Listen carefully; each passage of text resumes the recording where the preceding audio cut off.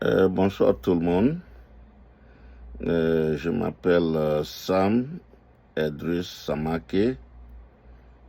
Suite à ma conférence d'hier, j'ai été agréablement surpris de l'engouement du public, de l'engouement des gens qui me suivent, des gens qui m'aiment bien, qui me regardent bien. Aussi, j'ai reçu aussi les compliments amers de mes détracteurs ou de ceux qui se font appeler mes détracteurs. Je pense que nous sommes en démocratie et ces gens-là oublient qu'on est en démocratie et qu'on a le temps de s'exprimer et qu'on doit s'exprimer et qu'on doit dire ce qu'on ressent. Je suis venu sur les réseaux sociaux un peu tardivement quand même. J'aurais dû venir en 2021 quand je l'avais décidé. Mais en fait, j'ai préféré encore attendre.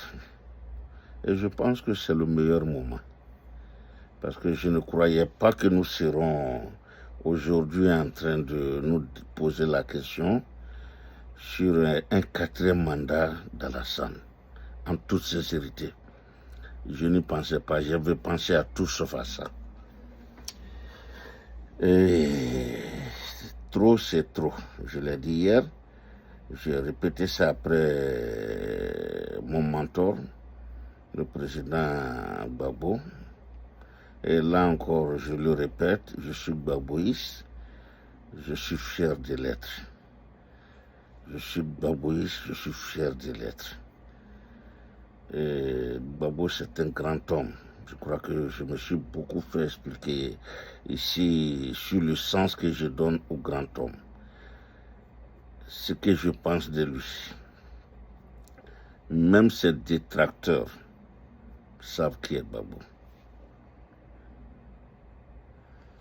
C'est Gbagbo qui a ouvert nos yeux, les Ivoiriens, qui nous a fait apprendre qu'il existait un autre système de gouvernement que le système unique qui est en vigueur partout en Afrique. Les gens de ma génération le savent, les jeunes ne le savent pas. Mais ma génération, nous le savions. Nous savions ce que nous devons aux gens comme Gbagbo pour la Côte d'Ivoire, qui s'est battu. Et il s'est toujours battu loyalement. Loyalement. Il n'a jamais utilisé la violence. Jamais. Je me rappelle qu'au fouet un jour, pour se moquer de Gbagbo, ou pour faire comprendre que Gbagbo ne représentait rien, a dit que à Ouaragayo, si Gbagbo se présentait, il n'aurait même pas 3 voix. Au fouet l'a dit. C'était normal, c'était de bonne guerre. Gbagbo a été député de chez lui. Il a été député quand Oufoué a ouvert, a donné la chance.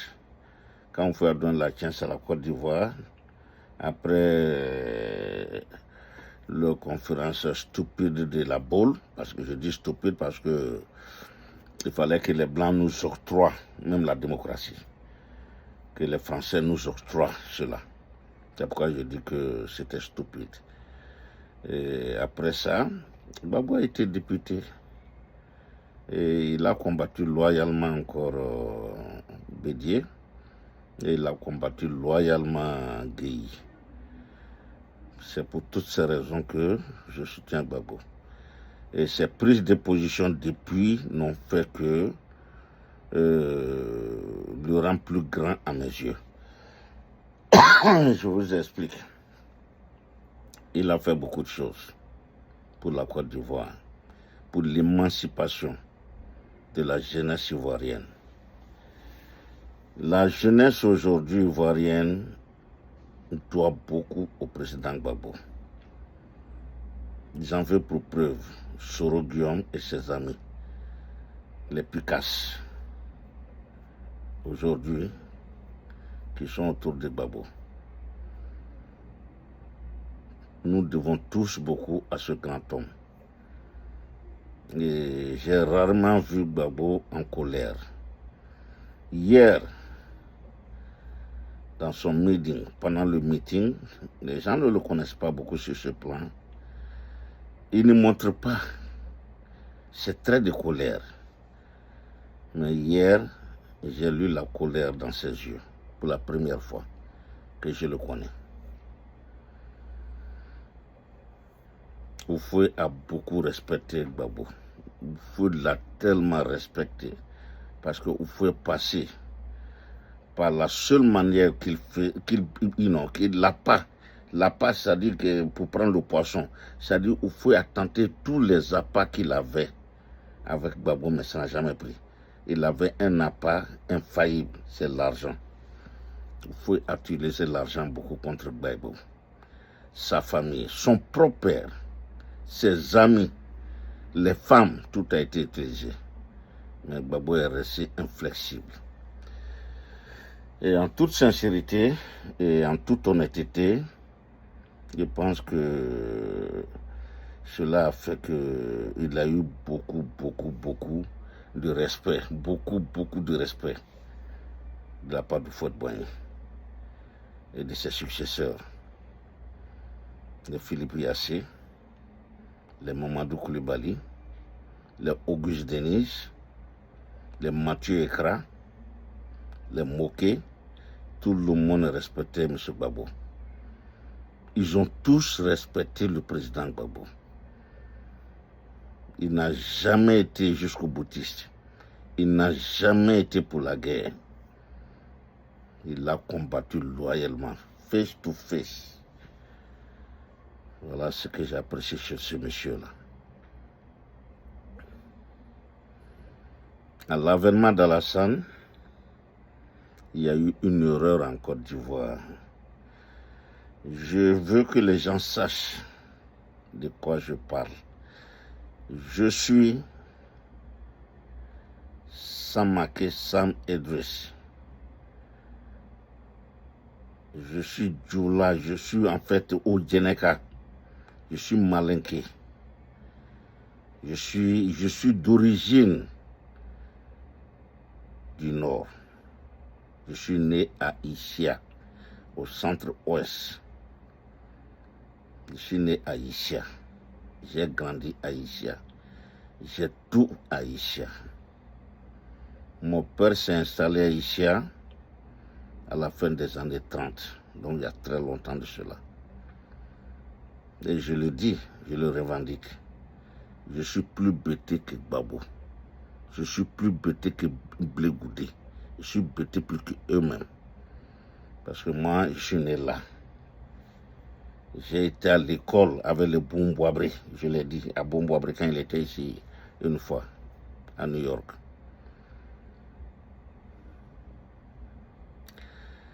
Les BT ont permis à mon père de nous élever dans la dignité. Ce qu'il n'a pas eu au Nord, il l'a eu à Isia. Les BT ont ouvert leur cœur. Les terres. On ne peut pas acheter une terre, mais ils nous ont donné cette terre-là. Et nos parents ont cultivé là-dessus. Aujourd'hui, depuis, je crois, en 2010 ou 2018, il y a un maire Djoula à Isia. Un maire Djoula, un maire nordiste, a succédé à un autre nordiste à Isia. C'est impossible de voir ça au dîner. Carrément impossible de voir ça à Touba. Impossible de voir ça à Séguéla. Il faut qu'on se dise la vérité. C'est impossible de voir un Kouakou à la mairie d'Odéné présentement. C'est carrément impossible de voir un Boabré à la mairie de Touba. C'est impensable de voir un Kouadio à la mairie de Séguéla. On doit se dire la vérité. Mais allez-y, partout dans la Côte d'Ivoire, à part le nord. Nous les nordistes, nous sommes rois partout où on est installé en Côte d'Ivoire. On est toujours, on est roi, on est prince, princesse dans toute la Côte d'Ivoire. Cela n'avait jamais choqué qui que ce soit. Cela n'avait pas choqué quelqu'un. C'était normal. Le transport exclusivement était à nous. Les achats des produits étaient exclusivement à nous, pas le commerce. Le commerce était exclusivement, dans sa grande majorité, aux expatriés, aux Maliens, aux Nigériens, qu'on appelait les Nango, aux Béninois. Yes. La Côte d'Ivoire était ainsi, et tout le monde vivait en paix. Nous n'avions pas de grille dans contre quelqu'un. On s'amusait bien. On pouvait traiter celui-ci de cela, de ceci. Ben, c'était de bonnes guerres. Pas d'animosité. C'est comme ça où Feu a pu nous gouverner. Et on a été comme ça. Tout le monde l'a accepté en Côte d'Ivoire. Je vais vous raconter une anecdote. Si je suis aux États-Unis, c'est par la faute des choses. Je n'ai jamais voulu m'expatrier. Je n'ai jamais voulu venir à l'aventure, aller à l'aventure. Si j'avais pensé, c'était en Allemagne, pour éviter la France. J'étais, à mon âge, j'étais beaucoup cultivé, je connaissais beaucoup sur la France. Je voulais aller en Allemagne. Après mon bac, G2, au Puget, au cours Puget, allez-y, mon nom est là-bas. Quand ça n'a pas marché, j'ai eu le bac probatoire. J'ai voulu aller au Burkina au temps de Bala Keïta. Quand ça n'a pas marché, je me suis dit, ben, tiens, je vais faire du commerce. Maman était commerçante. Donc maman, ma propre mère m'a donné le goût du commerce. Et j'ai commencé à vendre des postes radio à Isia. Je ne les vendais pas moi-même. J'avais un vendeur. J'avais un Aoussa là-bas qu'on appelait Sédoudian. J'allais prendre Abidjan avec les Libanais. Je me suis entendu avec un Libanais vers la gare, l'ancienne gare routière. Et j'allais les vendre à Isia. Et plusieurs fois, la nuit, je me suis fait épingler par les douaniers. C'est une aberration de mettre la douane entre Abidjan et Isia. C'était vraiment idiot, je peux dire, hein, par nos gouvernements, c'était un peu idiot quand même. Mais je me suis fait pris plusieurs fois par la douane, qui me demandait d'abord mon registre de commerce. Je l'ai montré, je ne l'avais pas au départ, mais j'ai été fait un registre de commerce. Je me rappelle du nom, je ne vais pas le dire ici. Et ensuite, plusieurs fois, les douaniers m'ont dit, quand je montrais ma carte d'identité ivoirienne, comment tu as cette carte d'identité? Vous là, vous les Boyrodjan là, vous les Moshi là, vous les Aoussa, vous les ceci, ça me révoltait. Et ça m'a beaucoup révolté, je ne vais pas vous cacher. Oui. Je veux dire, j'en viens pour vous dire que les Djoula étaient méprisés. J'ai été victime, j'en ai été victime. Je sais de quoi je parle. Donc les douaniers, quand ils nous prenaient et que je montrais chaque fois ma carte d'identité, j'étais frustré. Parce qu'on me taxait de Moshi, on me taxait d'étrangers. Parce que pour ces gens-là, aucun jeune Ivoirien ne peut faire le commerce. Parce que le commerce était exclusivement pour les étrangers. Et là, sincèrement, j'en avais gros sur le cœur. Je ne savais pas ce que je vais faire.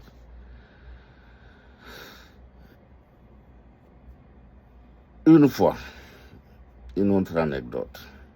Quand je suis venu aux États-Unis, quand j'ai eu ma green card, mes premières vacances en Côte d'Ivoire, c'était en 94. Je venais, j'étais allé à Issia. Issia, c'est chez moi. Je suis allé à Issia. Au retour, on nous a arrêtés à Divo. La police nous a arrêtés, puisque c'était le racket. Et ils sont venus, tout le monde devait descendre avec sa pièce d'identité.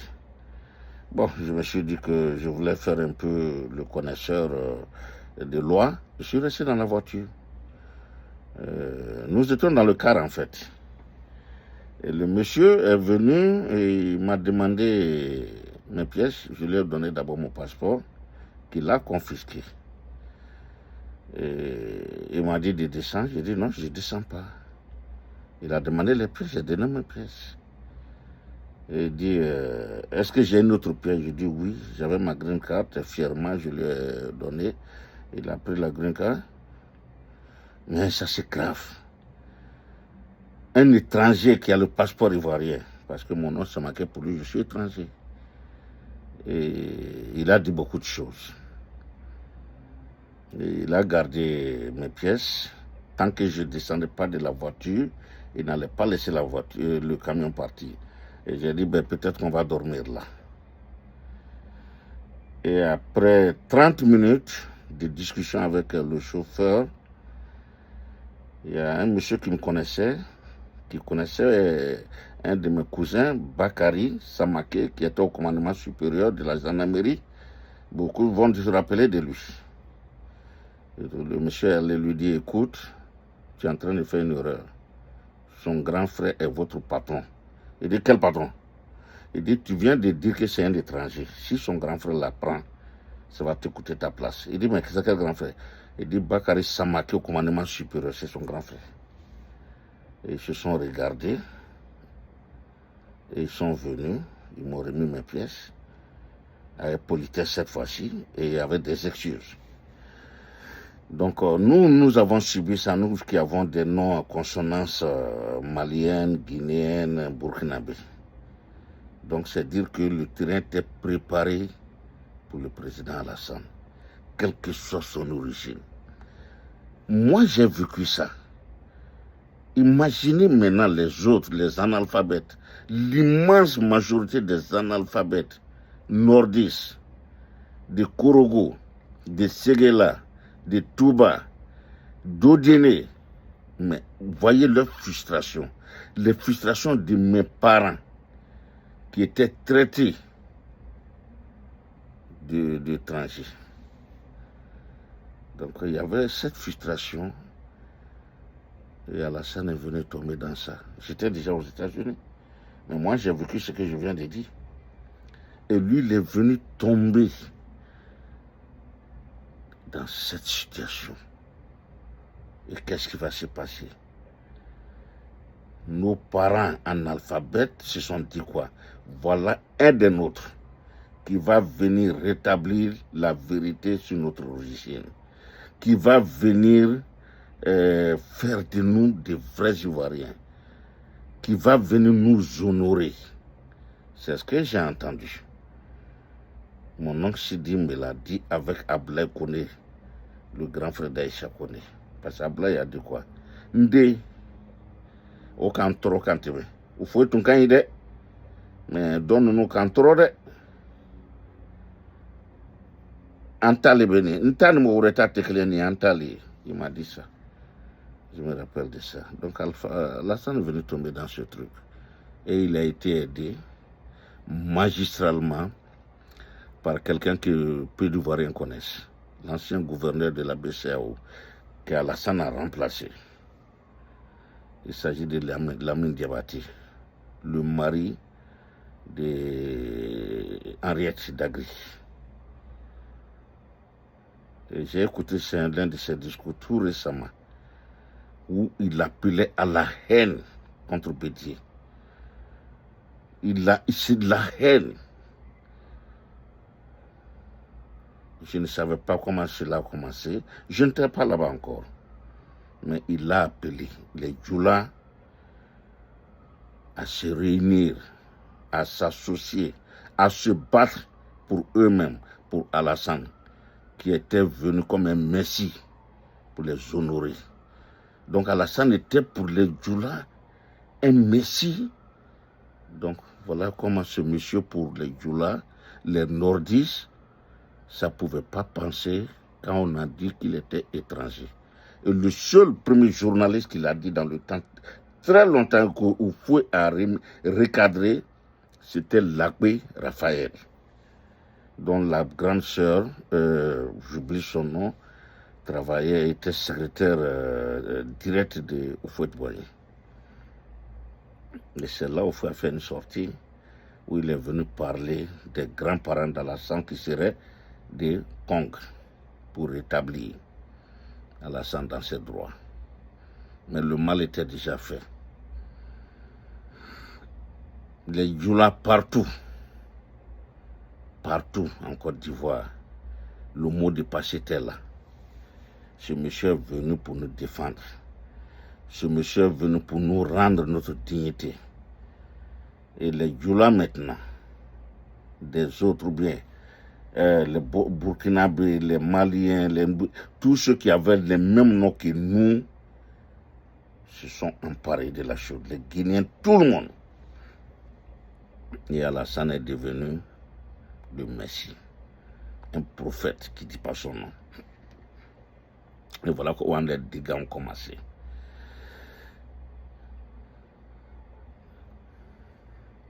L'histoire est un témoignage. Je fais ce témoignage aujourd'hui à partir de ma proche expérience. Et c'est comme ça que ça s'est passé. Je peux faire des heures aujourd'hui à vous raconter des anecdotes. J'ai une fois dit dans l'une de mes conférences, à Isia,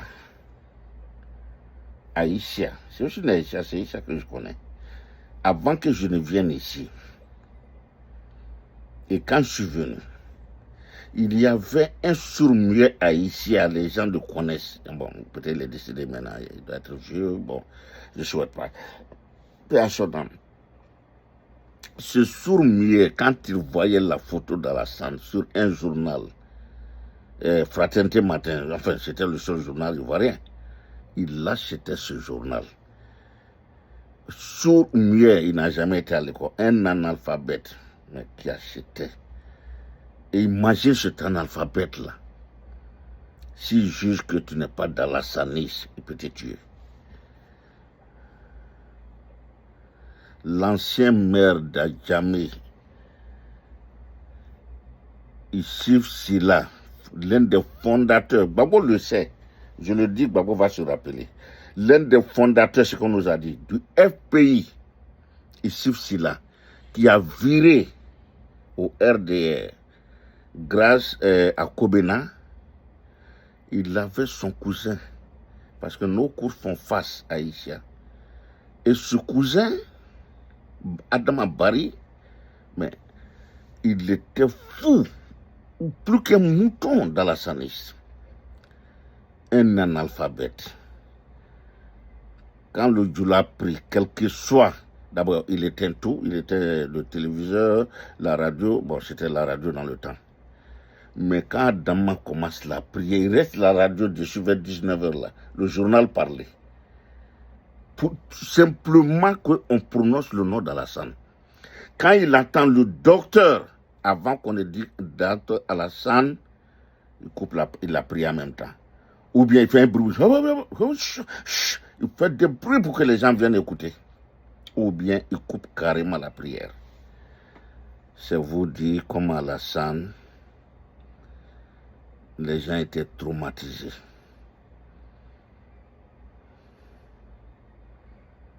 Les gens étaient traumatisés. Si Alassane n'avait pas été président en Côte d'Ivoire, la Côte d'Ivoire n'allait jamais retrouver la paix. La Côte d'Ivoire ne serait jamais réunifiée. Je vous le dis, et c'est la vérité. nous ne serons jamais réunifiés. C'est Dieu qui l'a voulu.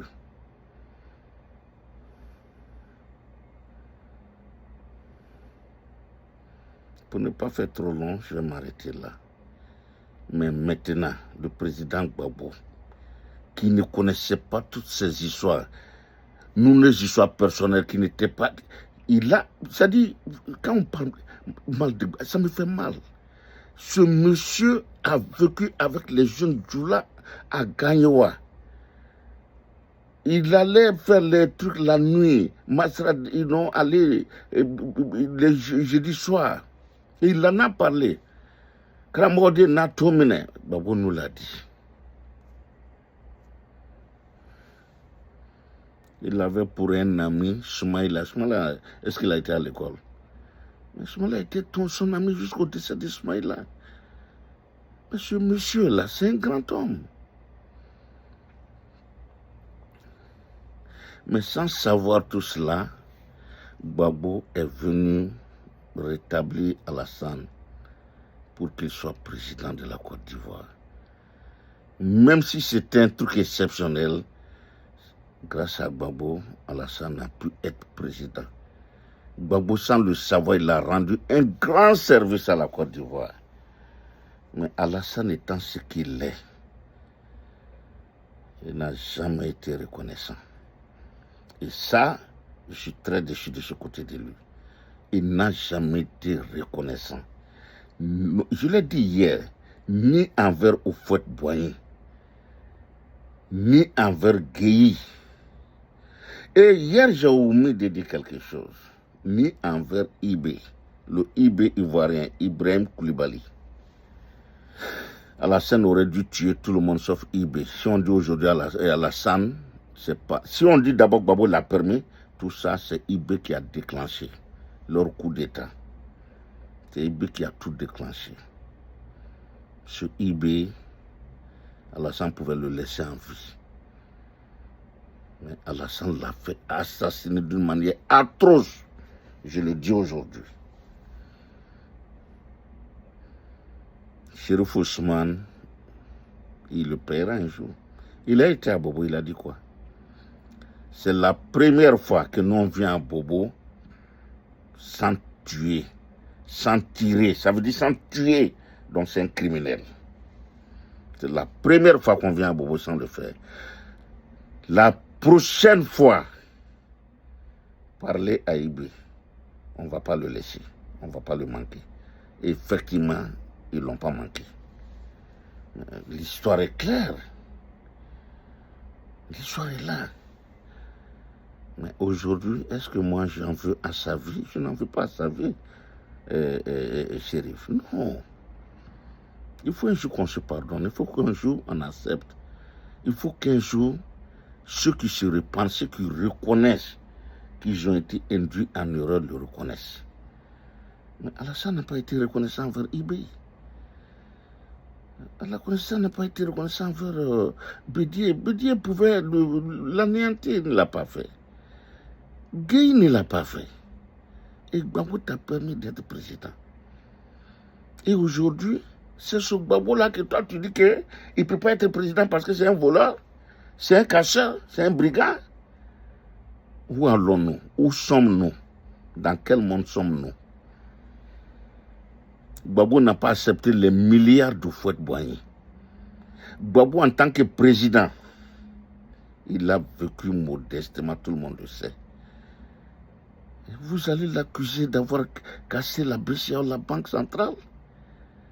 Et vous le condamnez pour ça? Et vous voulez que moi je vous suive? Non, attendez. Je suis un bon musulman. Je ne fais pas du mal à mon bienfaiteur. Tous les imams ivoiriens, je vous le dis, je vous regarde dans les yeux. Je ne fais pas du mal à mon bienfaiteur. Mwomika herekeye. Ni mase kanyon sera. Kana kojugo kala. Celui qui vous fait du bien, si tu ne peux pas lui repayer back, il ne faut pas lui faire du mal. Il ne faut pas l'humilier.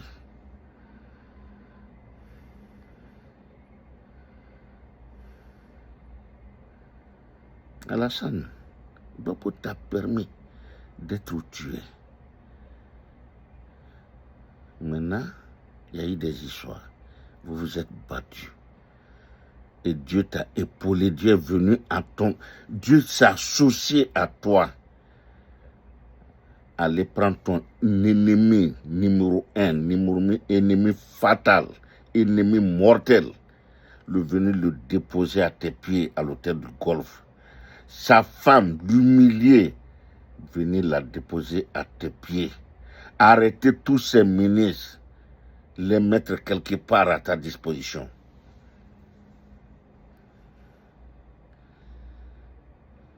Tout bon musulman, tout bon chrétien aurait saisi la balle, aurait saisi cette balle, aurait saisi cette main de Dieu au bon, aurait saisi cette main magique du bon Dieu et faire une réconciliation vraie. Nous ne serions pas où nous en sommes aujourd'hui, avec un point d'interrogation. Nous ne serions pas là aujourd'hui à avoir peur d'un 4e, d'un 5e, d'un 3e mandat. La Côte d'Ivoire n'aurait pas peur aujourd'hui. Alassane aurait fait ses 2 mandats. Et puis, réunifier la Côte d'Ivoire. Et aujourd'hui, peut-être que le président Gbagbo ne serait même pas candidat. Au lieu de cela, qu'est-ce qu'Alassane a fait? S'engouffrer dans une brèche pour encore humilier, éteindre Gbagbo, parce que c'était la fin. C'était enfin une manière de l'éteindre.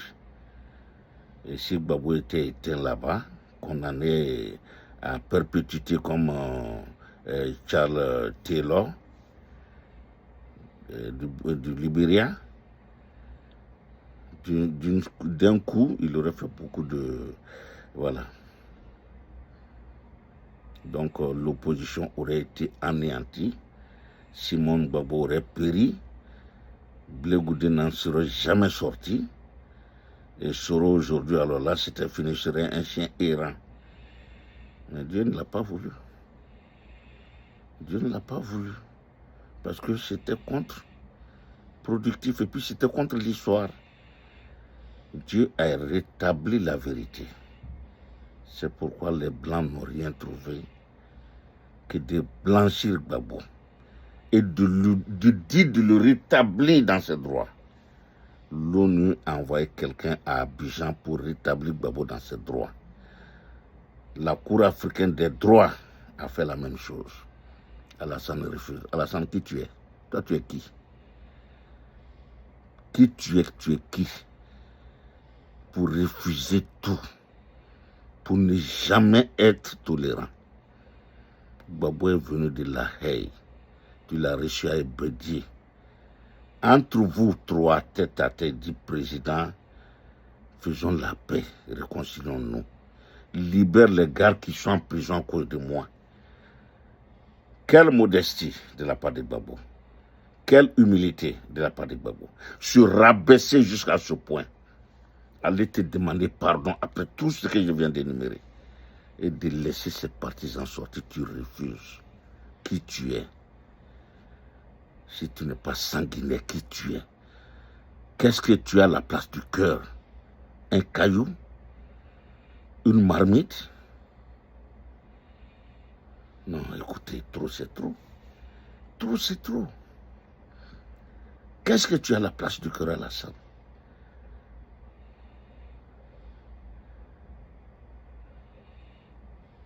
Les petits frères de Soro Guillaume sont en prison. Qu'est-ce qu'ils ont fait? Qu'est-ce qu'ils ont fait?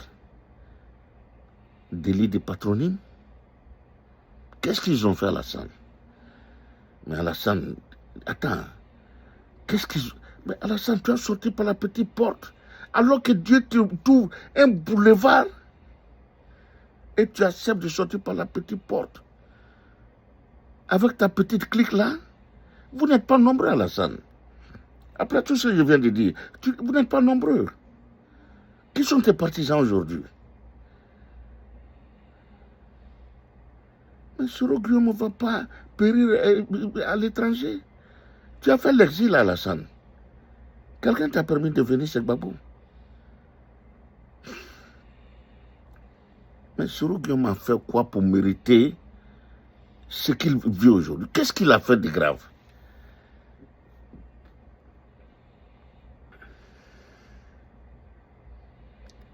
Il a été innocent. Très innocent. Son innocence l'a amené là où il est aujourd'hui. Donc, ceux qui m'aiment bien, si je dis que de pardonner à Soro, il faut pardonner à Soro. Soro est un enfant. Et puis, c'est toujours un gosse. Il a commis des erreurs, il a été manipulé.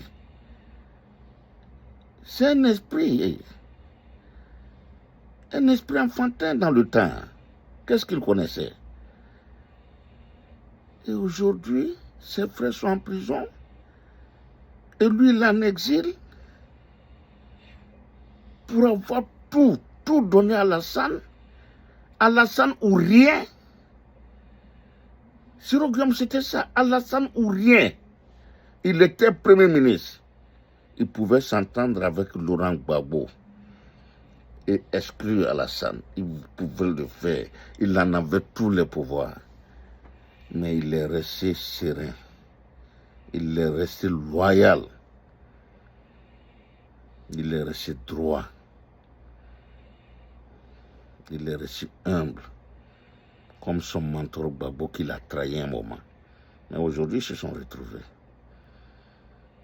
J'espère que je n'ai jamais prononcé son nom comme ça, Blé Goudé. J'espère qu'il va faire la même chose. Il va se calmer et revenir à son mentor. Aujourd'hui, moi, j'adore Assimi Goïta, j'adore Tiani, j'adore Ibrahim. Ils sont jeunes, ils sont très jeunes à part Tiani, ils sont tous jeunes.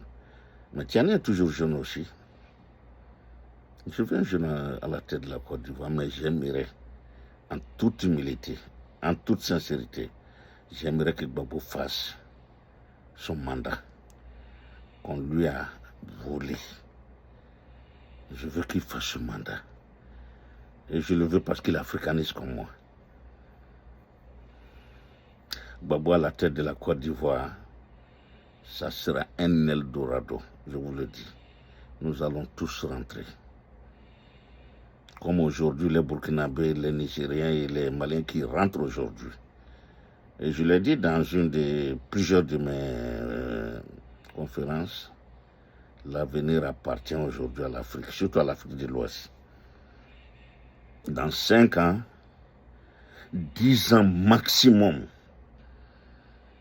du Mali, le Burkina, du Niger n'auront rien à envier. Pas à la Côte d'Ivoire, pas au Nigeria, mais ils n'auront rien à envier aux pays européens. Ils vont toujours envier les États-Unis, ça c'est vrai. Mais ils n'auront rien à envier aux pays européens. Ils n'ont rien là-bas. Et je le dis. L'Arabie Saoudite n'a que le pétrole, peut-être du gaz. Les Arabes n'ont que ça.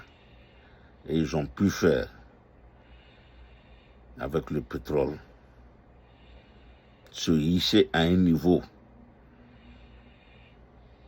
Le Burkina est sur la route. En 3 ans, Ibrahim a construit combien d'usines? Tiani, combien d'usines? Goïta n'est pas en reste. Bravo à ce gars. Vivement que Gbagbo soit président de la Côte d'Ivoire.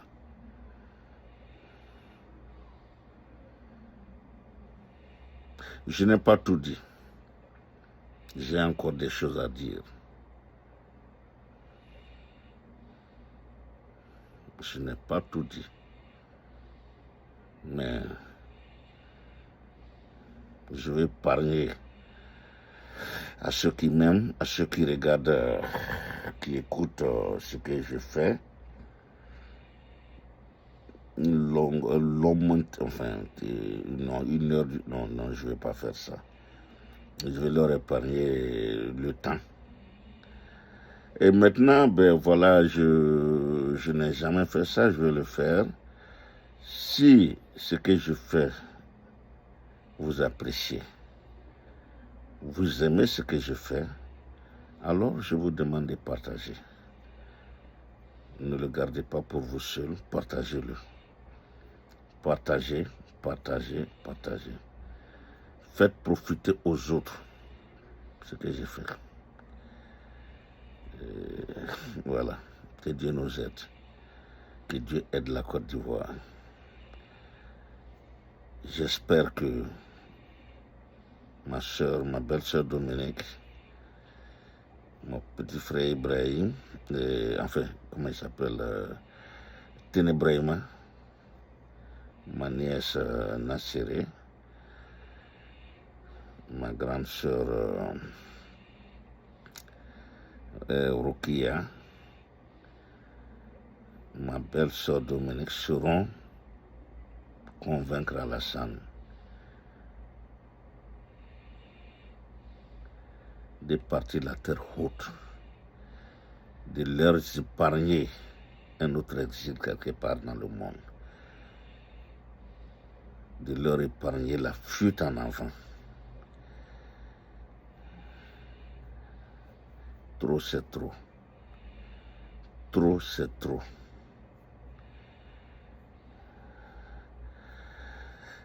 Jura côté ko dana timile na baji boyala. Trop, c'est trop.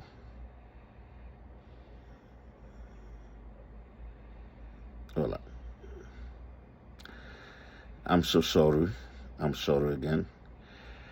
Je m'excuse auprès de tout ce que je peux choquer.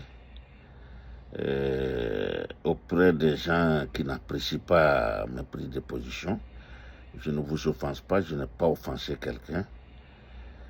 Je m'excuse si vous n'êtes pas d'accord avec moi, c'est tout ce que je peux faire. I'm so sorry. Bonsoir à tous.